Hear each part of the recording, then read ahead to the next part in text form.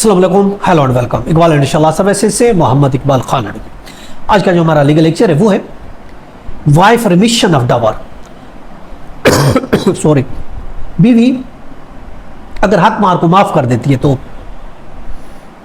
देखिए इस तरह के बहुत से हमारे पास क्लाइंट्स भी आते हैं, कहते हैं हमारे हक महर जो था वो बहुत ज़्यादा रख किया था, मगर अब हमारी बीवी इस चीज़ पर राज़ी है कि वो छोड़ने को तैयार है। कौन सा ऐसा डॉक्यूमेंट बनाए जिससे हमारी जान छूट जाए। देखिए हक महर के बगैर शादी नहीं होती, ये एक उसका लीगल राइट होता है। इस पर हमारे बहुत से लेक्चर मौजूद हैं, कितनी होनी चाहिए, कौन सी एग्जाम है वगैरह वगैरह, इस पर ऑलरेडी लेक्चर मौजूद। आज हम इसी हद तक देखेंगे, रिमिशन की हद तक, मुआफ़ करने की हद तक देखेंगे। और याद रखें जिसका जो राइट होता है वो उसकी मर्जी पर होता है। वाइफ का हक महर उसकी राइट है, उसका राइट है तो उसकी मर्जी पर, वो चाहे तो छोड़ दे, चाहे तो वसूल करे, ये उसका हक है। माफ भी कर सकती है, छोड़ भी सकती है, ले भी सकती है, किस्तें भी कर सकती है, जो चाहे कर सकती है क्योंकि उसका राइट है। लेकिन बाज़ औक़ात ये देखा जाता है कि हस्बैंड अपनी बीवी को मजबूर कर देता है कि लाजमी ही आपने हक महर छोड़ना है, लाजमी ही लिख कर दे कि आप छोड़ रहे हैं। बहुत से हरबे इस्तेमाल किए जाते हैं। हमने तो यहाँ तक का भी देखा कि शादी की पहली रात हस्बैंड कहता है कि पहले हक मार छोड़ो वरना मैं आपको हाथ ही नहीं लगाऊंगा, मैं आपके करीब ही नहीं होऊंगा।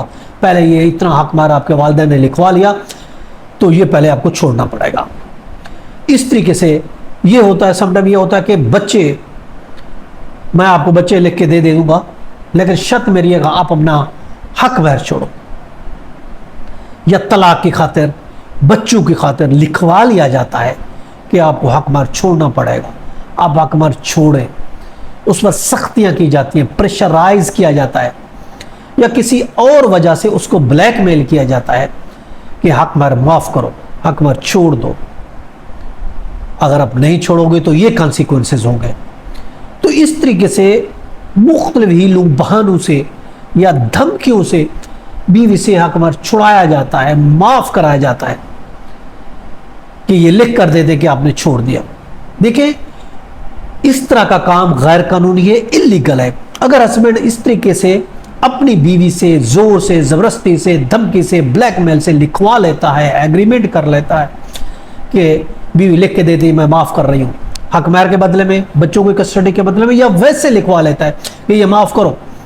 इस तरीके से अगर को माफ करा देता है, कोई ऐसा एग्रीमेंट, कोई ऐसा डॉक्यूमेंट बना देता है, तो लीगली तौर पर हम आपको बता रहे हैं कि ऐसा डॉक्यूमेंट इलीगल होगा, गैर कानूनी होगा, उसकी कोई लीगल वर्थ नहीं होगी। ये लेडीज के लिए एक अच्छा पॉइंट है, खुशखबरी है कि उनका हस्बैंड अगर जबरदस्तियों से लिखवा लेता है, माफ करा लेता है हक महर, तो भी वो फिर भी अपना वो राइट फिर भी वो क्लेम कर सकती है, कोर्ट से ले सकते हैं अगर वो नहीं दे रहा। ऐसा डॉक्यूमेंट कानून के नज़र में the eyes of law null and void होता है, इनवैलिड होता है। ऐसा एग्रीमेंट भी गैर कानूनी होता है जो प्रेशर के ज़रिए, दबाव के ज़रिए, ज़ोर ज़बरदस्ती से तैयार किया जाए, क्योंकि उसकी मर्जी नहीं होती।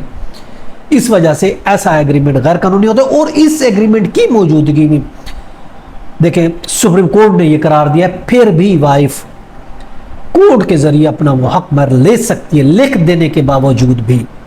दो हम आपको इंपॉर्टेंट रूलिंग दे रहे हैं, वो है 2017 SCMR पेज है 2066, और दूसरी रूलिंग है PLD 2024, नई है, लेटेस्ट है, PLD 2024 SC supreme court page है 291।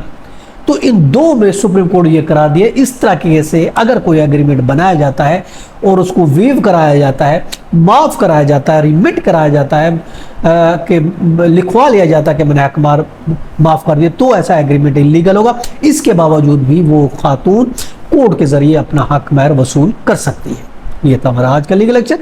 इसके साथ इजाज़त का फिर मेरे क्या अल्लाह हाफ़िज़।